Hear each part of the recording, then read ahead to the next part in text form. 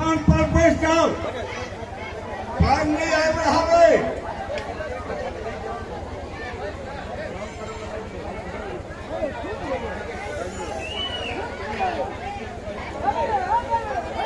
मंत्री जी, हमारे अच्छाई है महाराज,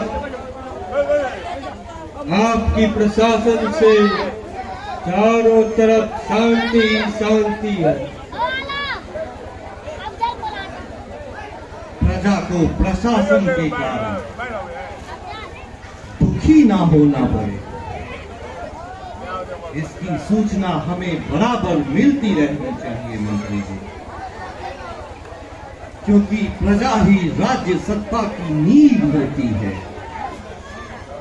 अतः उसके कष्ट भोगने से प्रजा पालक कभी सुखी नहीं रह सकता।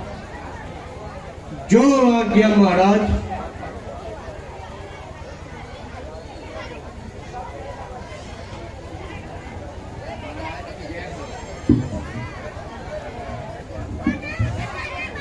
महाराज की जय हो।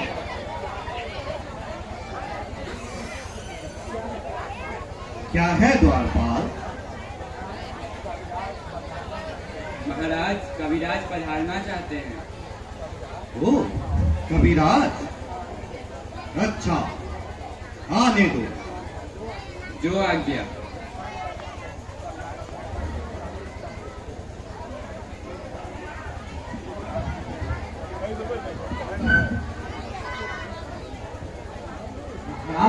जय हो।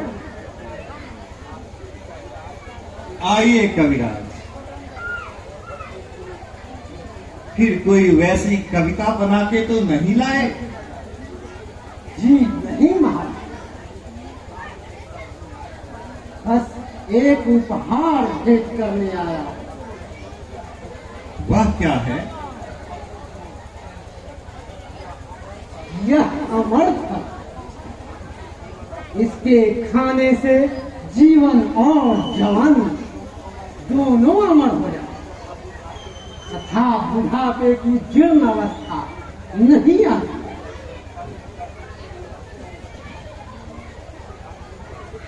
इसे आपने कैसे प्राप्त किया? जब आपने महाराज दरबार से निकाला, एक महात्मा से भेंट हुई, मैं उन्हीं की सेवा करके यह फल प्राप्त। तब तो आपके परिश्रम का फल है, इसे आप ही खाइए। जी नहीं सरकार, यह आपके लिए।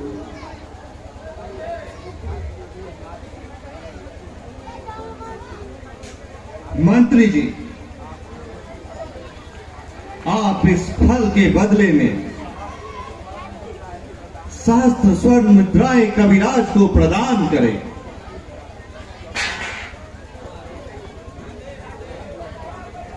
क्योंकि ब्राह्मण से मुफ्त में कोई भी भेंट नहीं लेना चाहिए। जैसे आज्ञा महाराज।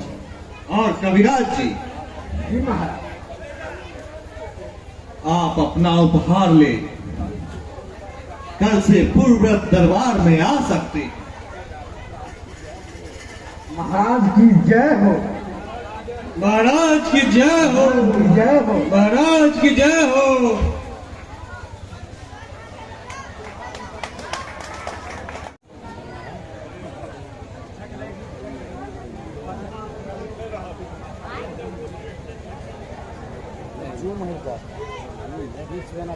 महारानी जी,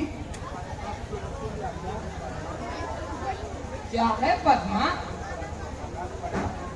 महाराज पधार रहे हैं तो अच्छा ही हुआ।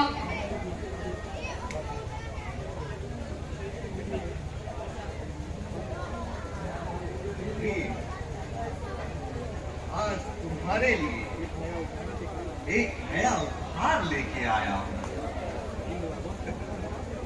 वह क्या है महाराज? यह देखो, यह अमर फल है। इसे खाने से जीवन और जवानी दोनों ही अमर हो जाती है। तब तो इसे आप ही खाएं तो अच्छा होगा।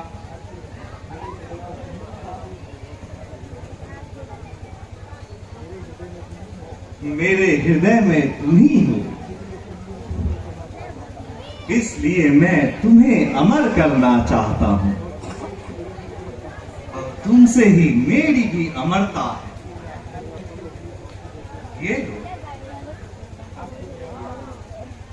आपकी जैसी आज्ञा। क्या नहीं, स्नेह है, स्नेह जो मुझे अपनी मंजिल बताता है। आओ।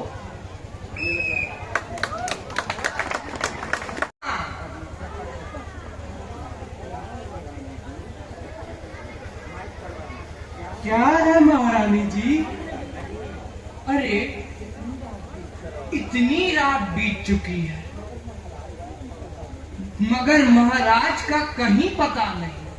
तुम्हें पता है क्या? जी हाँ, वही तो मैं कहने आ रही थी। महाराज अब अश्वपाल के कैदी हो गए हैं। क्या मतलब? साफ साफ कहो। मतलब यह है कि वो अश्वपाल से दीक्षा ले साधना में ध्यानस्थ है और 7 दिनों तक वहीं रहेंगे, आपसे दूर और दूर ही। क्या ये सच है? मैं झूठ बोलती हूँ क्या?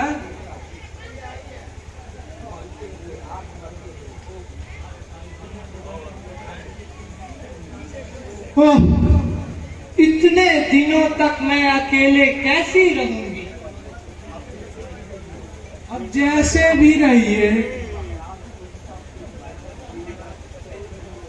महाराज तो 7 दिवस कैदी हो गए।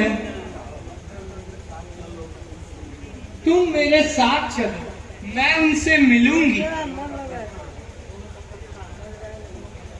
चलो।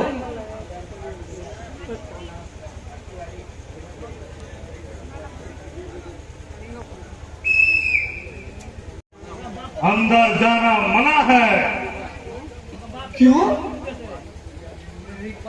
यह नृपति का आदेश है।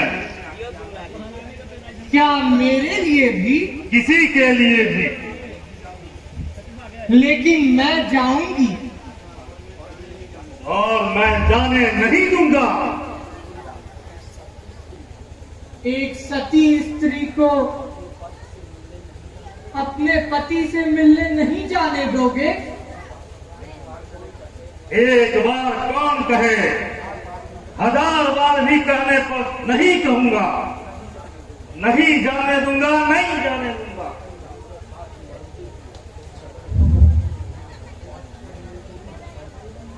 ओह, क्या तुम मुझे पहचानते नहीं?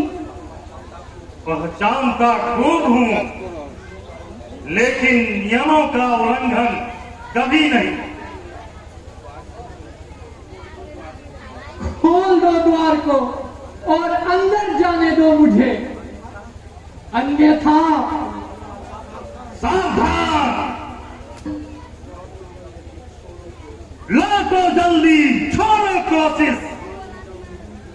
पानी न मुंह की खाओ।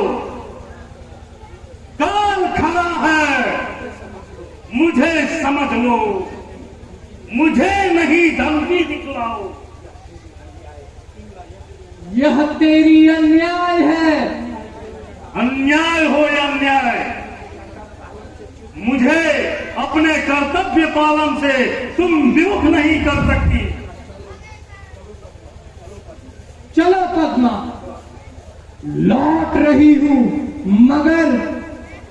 मगर क्या मुझे दरबार से निकलवा दोगी?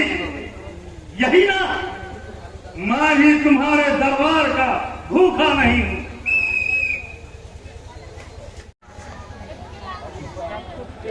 यह क्या महाराज, आपने तो कहा था कि साधना को सिद्ध करके ही उठूंगा, लेकिन नहीं नहीं, मुझसे ये साधना संभव नहीं। इतना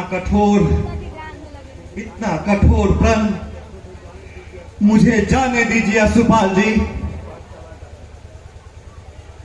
मुझे जाने दीजिए।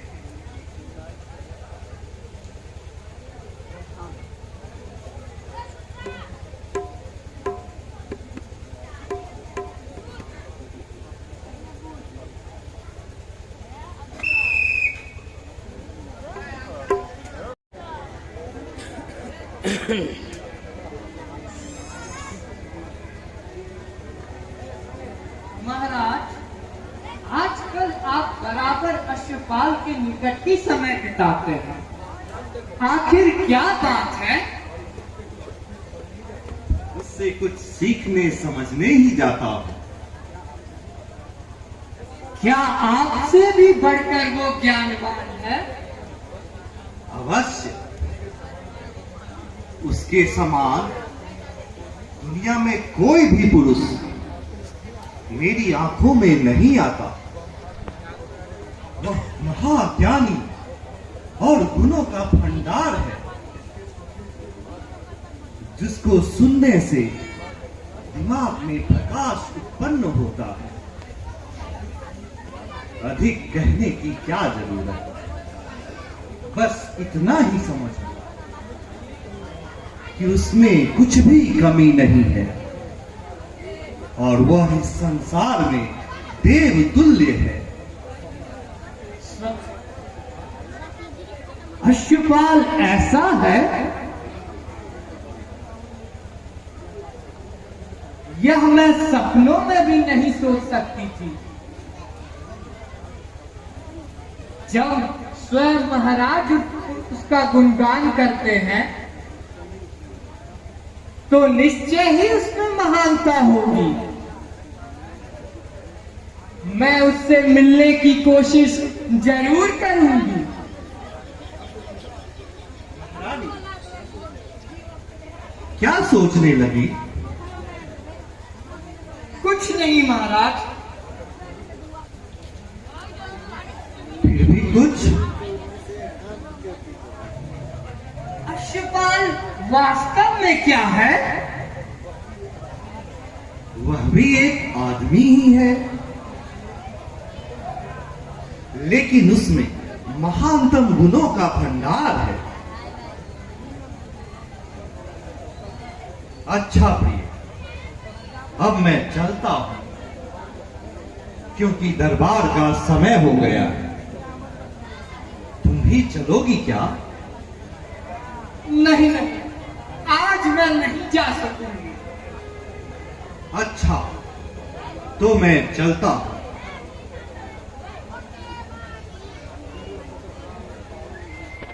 अश्वपाल, जिससे सुनती हूँ अश्वपाल की बड़ाई करते रहता है, उसके ही नाम की प्रसिद्धि हर जगह चमकती है। क्या है उसमें जो लोगों के होठों पर आ बैठा है?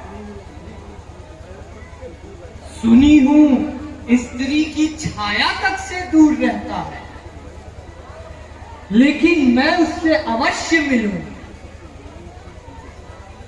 उससे मिलने का अवसर प्राप्त होगा। आह,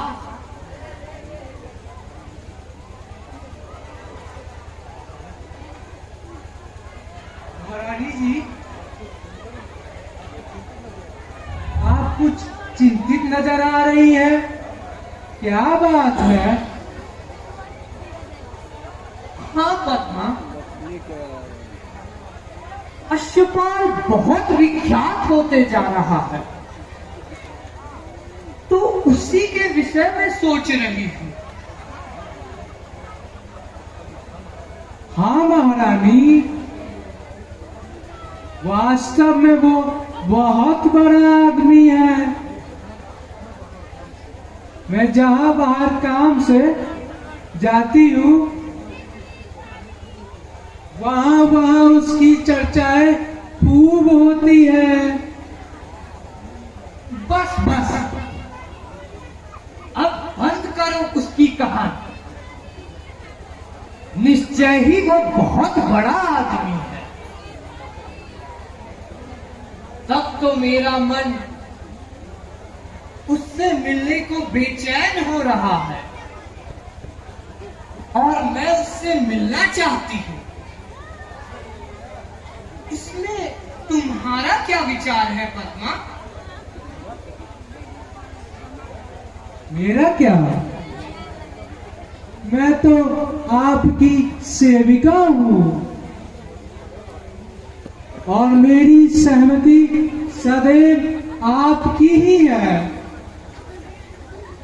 बस, अब कुछ नहीं। उससे मिलने की तैयारी करो। जो आज्ञा आप।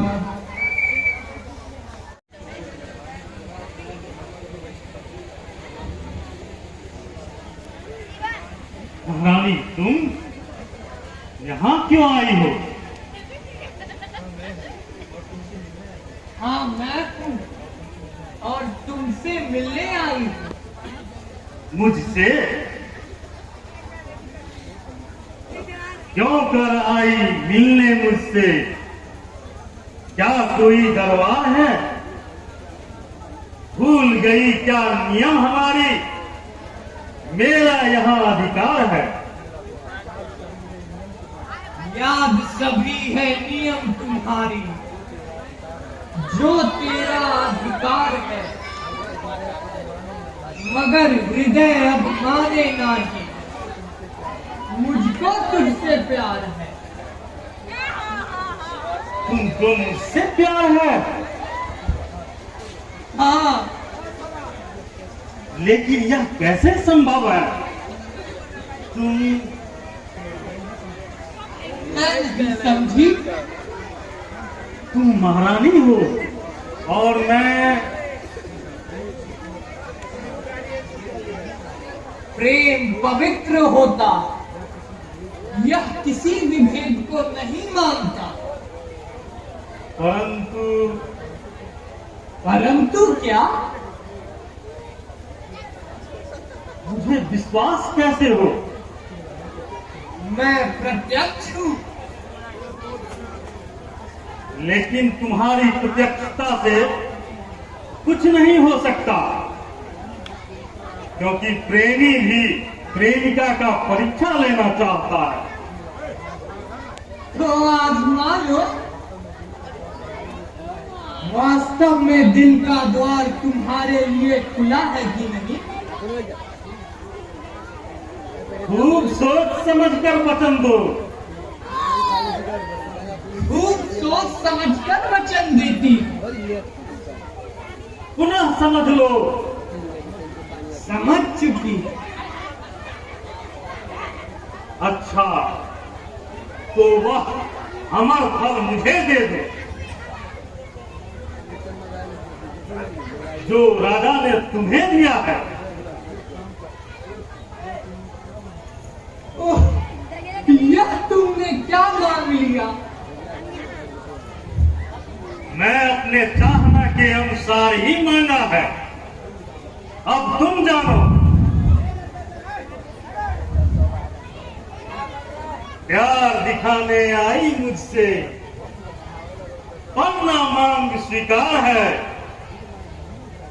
तब फिर मैं मानूं कैसे तुमको मुझसे प्यार है? स्वयं कहा आजमाने मुझको, प्रथम वचन ही है खाली। फिर क्यों मिलने आई मुझसे? लगती हो तुम जाली। मिल जाएंगे। मिल जाएंगे? अवश्य मिल जाएंगे तुमको वो फल। मानो मेरी मेरी बात को, लेके आऊंगी वह देने, ले आधी रात को। निश्चय? निश्चय। तब मैं तुम्हारी प्रतीक्षा करूंगा। अवश्य।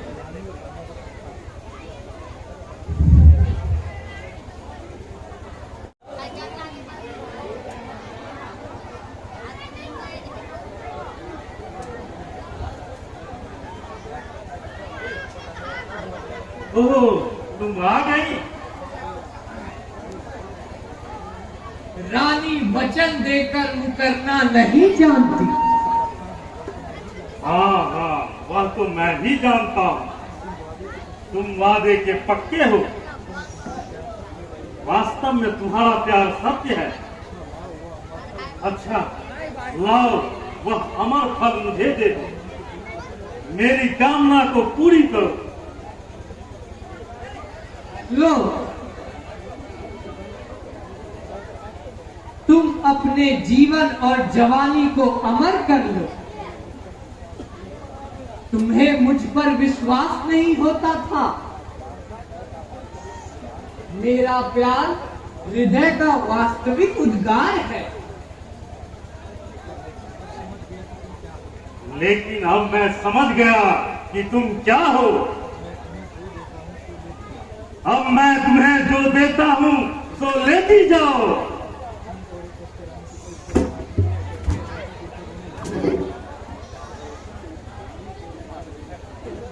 रानी के रूप में तुम नागिन हो। अब तुम मुझे भी जसने आ गई। तुम्हें मालूम नहीं था कि मैं स्त्री छाया से भी दूर रहता हूं। मीठी बानी की विष प्याली मुझे विष पिलाने आ गई थी। छी छी छी, तुम्हारे प्यार को छी छी छी। बेस्या, तुम्हें सब नहीं आई पराए पुरुष से प्यार करते हुए। अपने इज्जत को तुच्छ समझकर इसकी दरिया में बह चली। छी छी छी, अपने पति के पवित्र प्यार को ठुकराकर सती नारी नाम के पवित्र दामन में दाग लगाने आ गई। धिक्कार है तुम्हें, तुम्हारी जवानी को। जो बेलगाम उन्माद से उन्मादित होकर वासनाओं के लहर में डूबती है, अपने सतीत्व को भी त्याग दिया। जो जगा दे सकती नारी इस तरह भरतार को,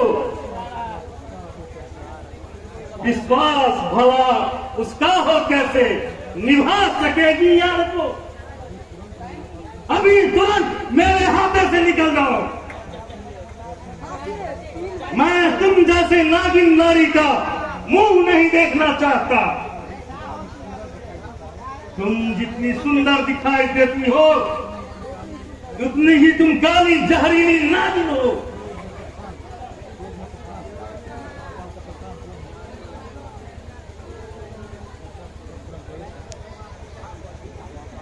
माता, माता, यह क्या कर लिया तुमने?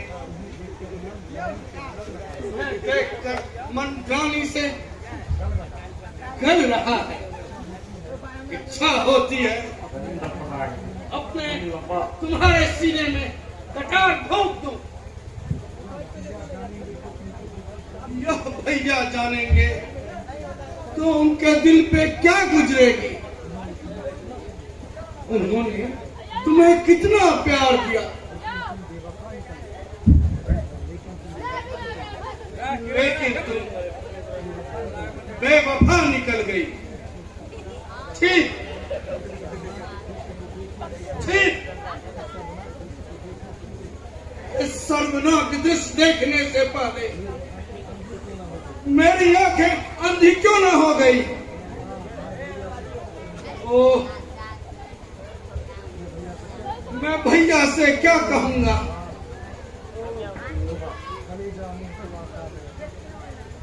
कलेजा मुंह को आता है तुम्हारी चालें देखकर, नवानी बाहर आती है सर में सरिता हेलकर। यहाँ आने से अच्छा था मेरा मर जाना उचित, मगर आने का परिणाम मस्तक हो रहा नीचे।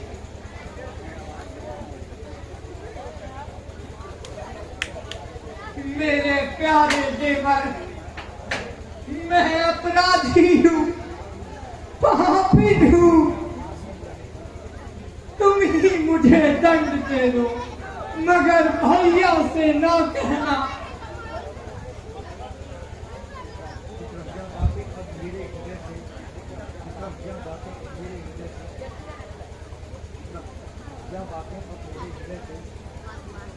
यह बातें अब मेरे हृदय से निकलकर जिह्वा पर कभी नहीं आ सकेंगी। चाहे मेरी जान ही क्यों ना निकल जाए।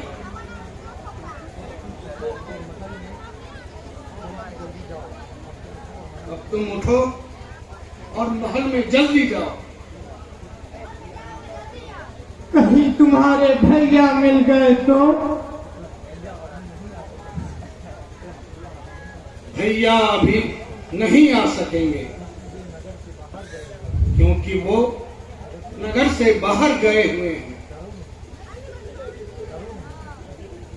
डरो नहीं, जाओ, जल्दी से चली जाओ।